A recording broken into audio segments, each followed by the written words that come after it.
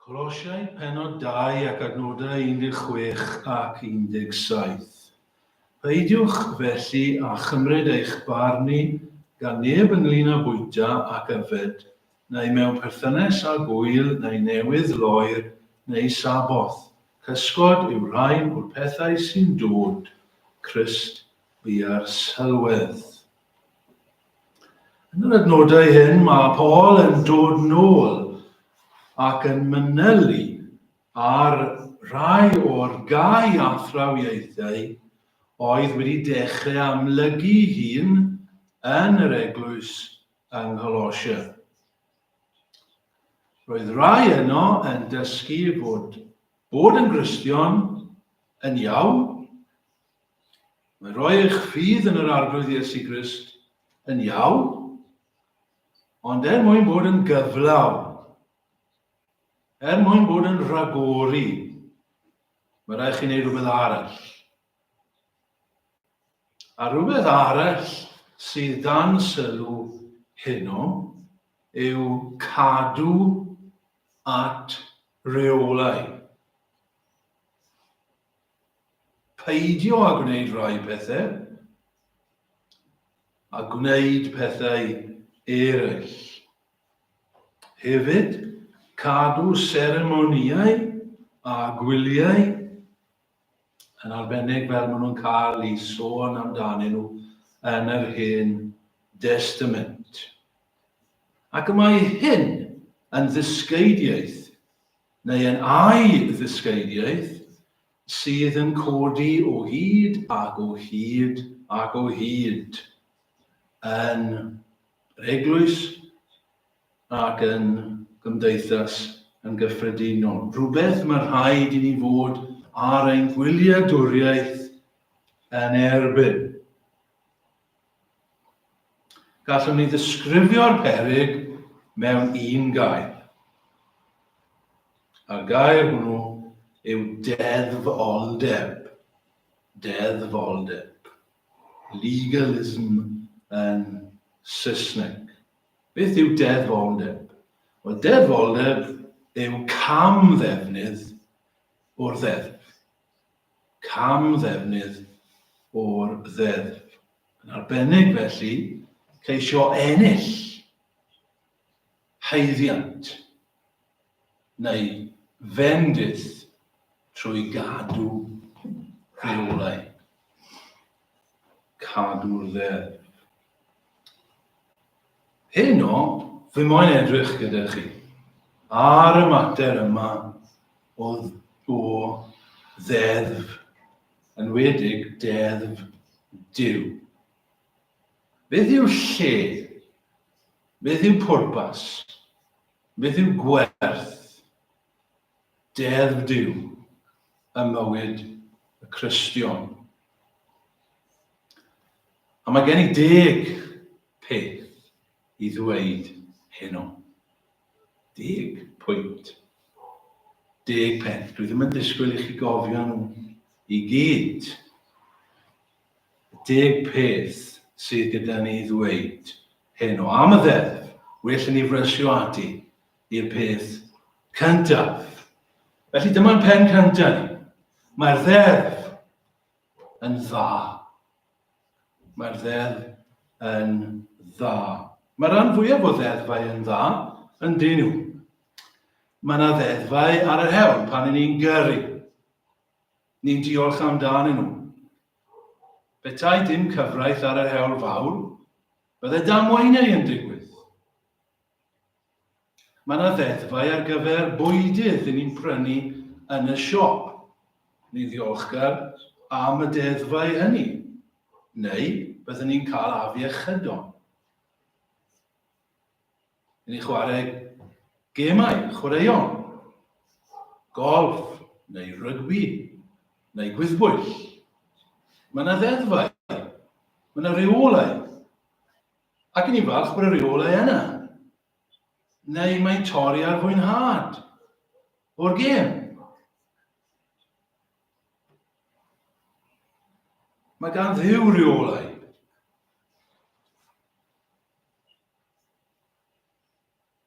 Ac mae reolau hyn wedi cael ei roi mwyn i ni fyw yn ddiogel, mwyn i ni fyw yn hapus, mwyn i ni gael mwynhad. Mae Duw yn dda. Mae popeth mae Duw yn neud yn dda. Mae deddf Duw yn dda. Mae gyfraith yn dda. Mae Paul yn dweud mae'r gorchymyn yn gyfiawn ac yn sanctaidd ac yn dda. Ac mae Dafydd yn dweud, wy'n cadw mae bobl lawer. Felly dyna'r pen gyntaf. Ond y gloedd so ni'n iawn. Mae'r ddeddf yn dda. Yr ail beth am y ddeddf. Mae pawb yn y byd ar ryw syniad o ddeddf Duw. Nawr, mae rai a mwy o syniad nag eraill yn hanesyddol. Yr Iddewon yw'r bobl sydd wedi cael eu breintio mwyaf. I'r Iddewon y roddwyd yn fwyaf amlwg, yn fwyaf clir, y ddeddf. I nhw, i ni'n dweud fe roddodd Duw y ddeddf moesol, a hefyd fe roddodd y ddeddf seremoniol iddyn nhw. Hynny yw, reolau ar sut i fyw, a difodau neu seremoniau oedd yn addysgu nhw am dano fe ei hun. Ac ni'n darllen am rhain yn yr Hen Testament, wrth gwrs. Mae gyda ni y 10 gorchymyn. Ac mae sawl person wedi clywed am y 10 gorchymyn. Ac mae'r 10 gorchymyn wedi dod yn rhan o gyfraith gwlad a diwylliant mewn sawl gwlad yn y byd. Ni yma, pob un ohono ni heno, wedi ein magu mewn cartrefi lle i ni'n gwybod, wedi dysgu y 10 gorchymyn.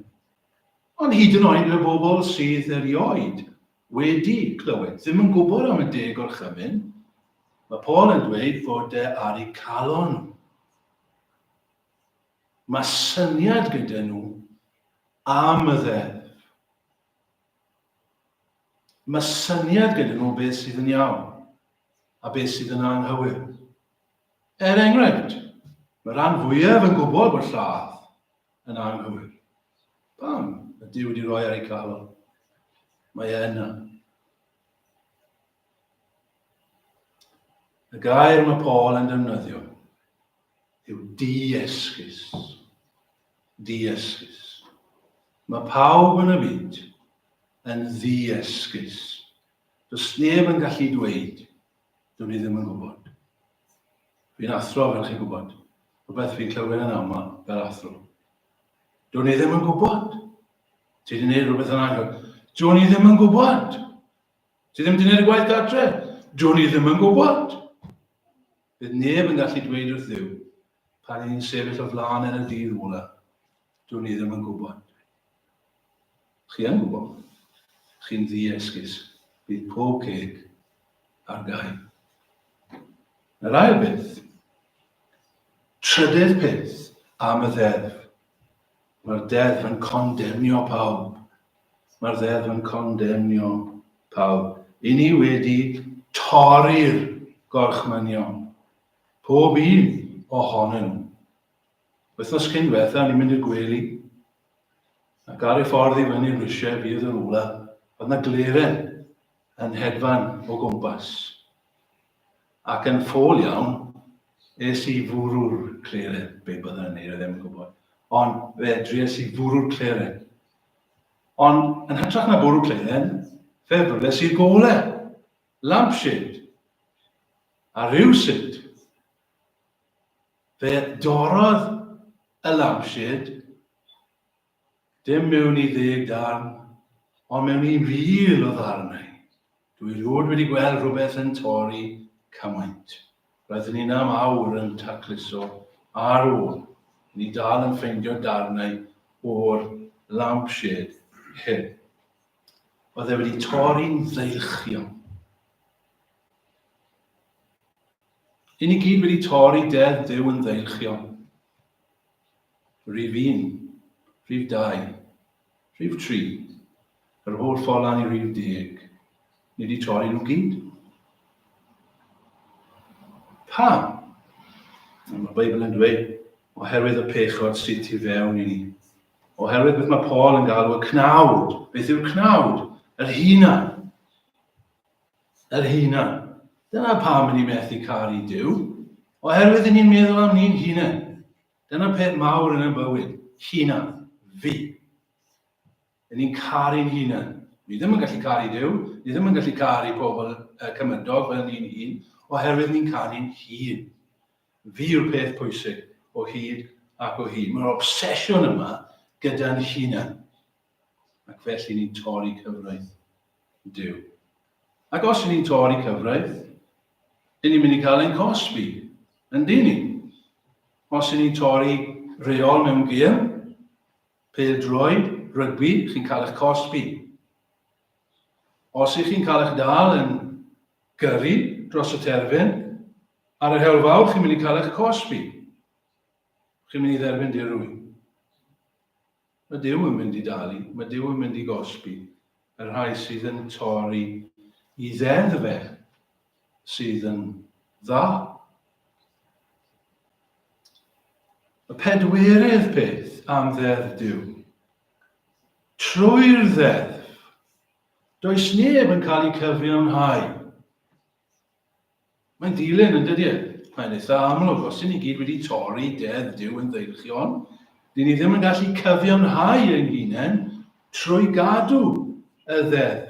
Sut allwn ni gyfiawnhau ein hun? Sut allwn ni fod yn iawn ger bron Duw? A dyna'r cwestiwn mawr. Ni mewn trwbl. Fi wedi torri deddf Duw yn ddeilchion fel Doris yng ngole pa ddwyrnod.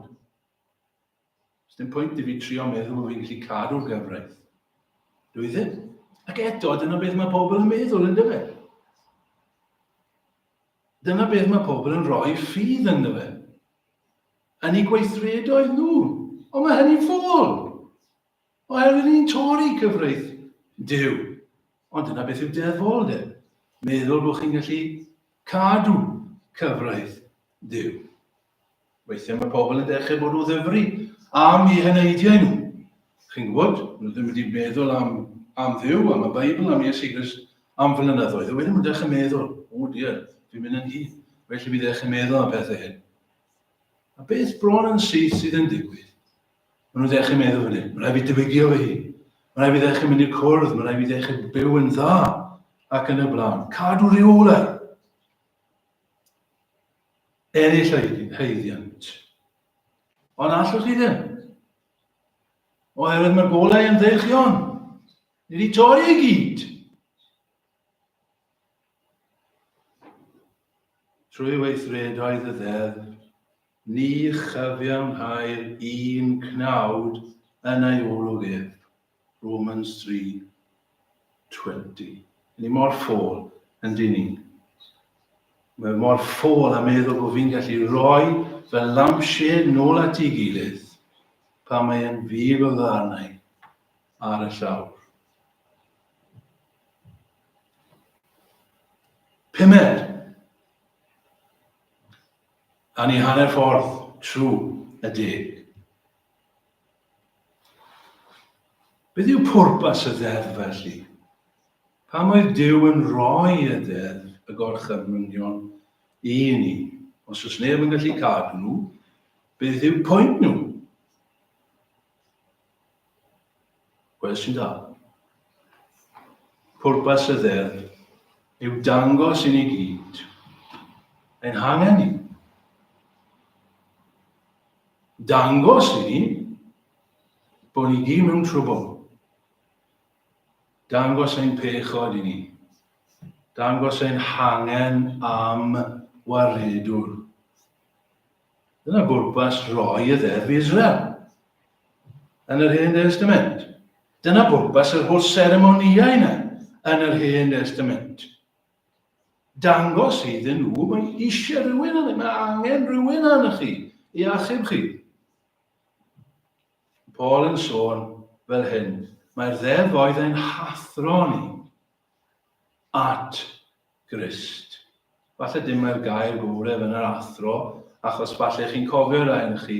Yr athro mae Paul yn defnyddio fyna, paidagogos neu beth bynnag yw'r enw, oedd rhyw was oedd yn cael ei gyflogi i edrych ar ôl y plant cyn bod yr athro'n dod. Na gyd oedd yn neud oedd gwarchod y plant. Disgwyl ar ôl nhw. Neud yn siŵr bod nhw'n saff. Nes bod yr athro'n dod. A wedyn oedd yn sglwyddo i'r athro. A dyna beth mae Paul yn dweud yw'r pwrpas y gyfraith. Ein hathro ni at Grist.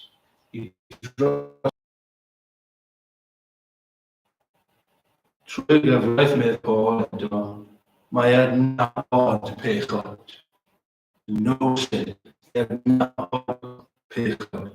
Rydyn sy'n harfod drwy y breget.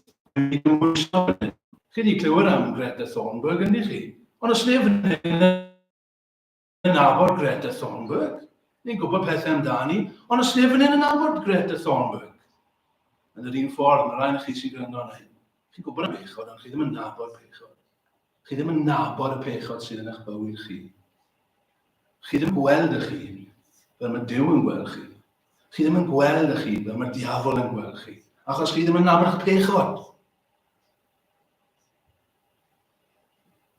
A'ch angen mawr chi yw bod y gyfraith yn dangos i chi pliw sy'n bechadur am eisiau Iesu Grist yn y ti. A'r angen mawr yw'r ysbryd glân ar goed i chi o'ch angen amdano fe.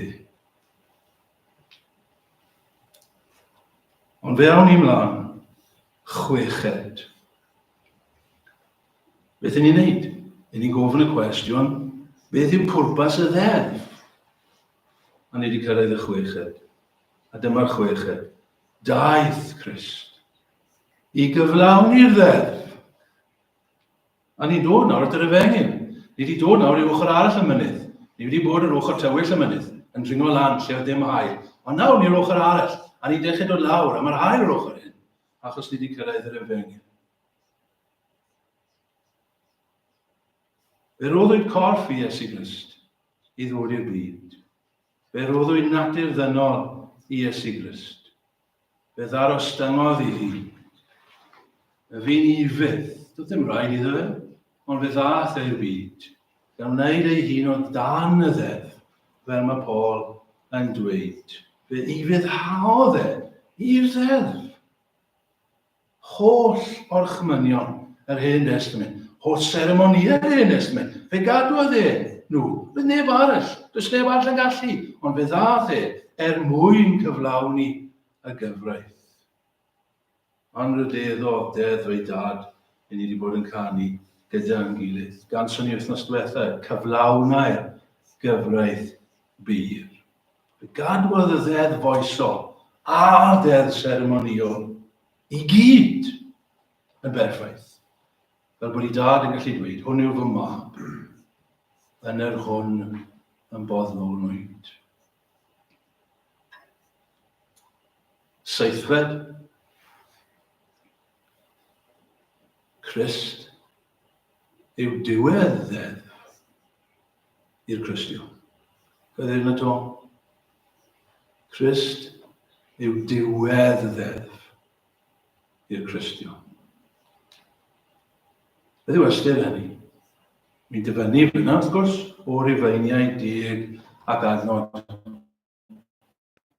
Ond da ras. Dydy'r deddf ddim yn gofyn dim byd ydy wrthych chi, os ych chi'n Gristion. Os gan fe ddim byd i ddweud yn eich erbyn. Chi wedi gorffen ar ddeddf. Chi wedi gorffen ar cyfraith.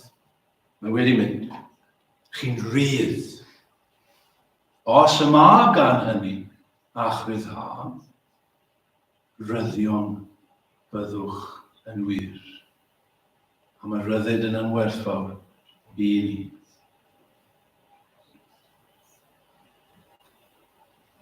Wythfed.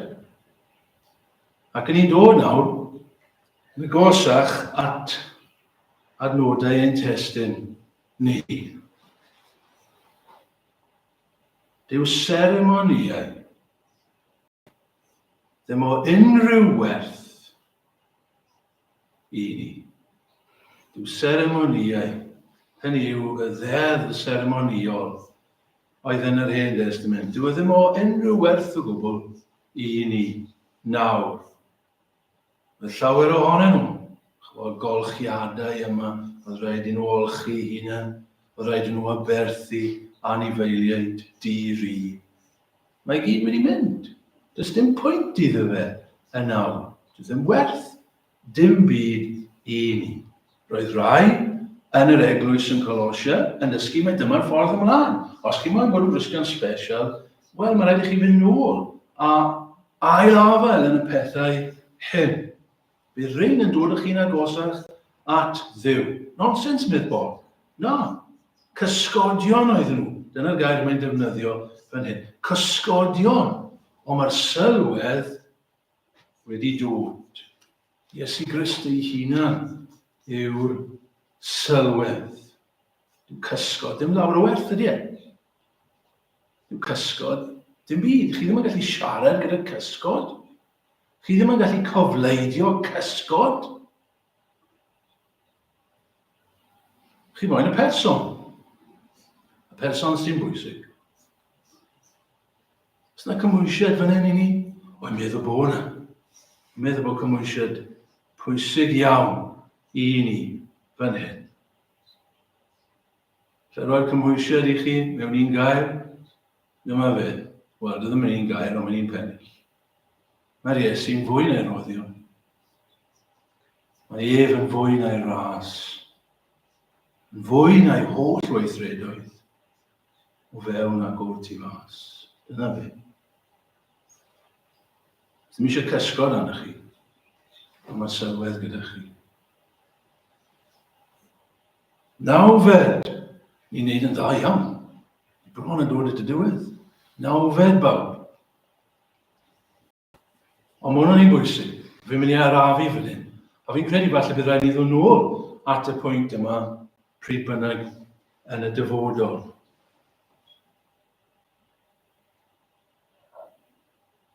Ond mae e'n bwysig. Mae'n chi rand yn asnod ar y pwynt yma.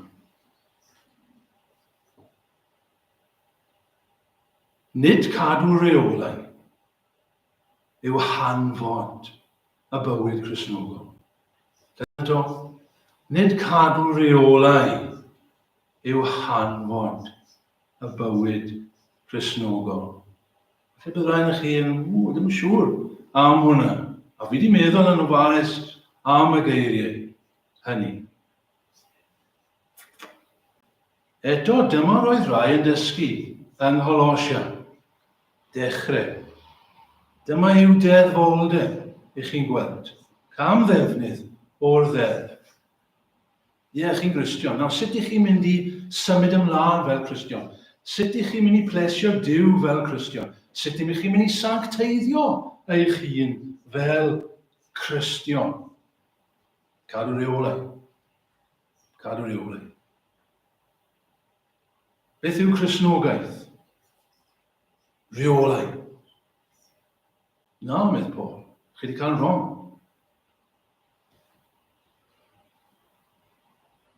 Ofyn to, i lot o bobl, beth yw Cristnogaeth?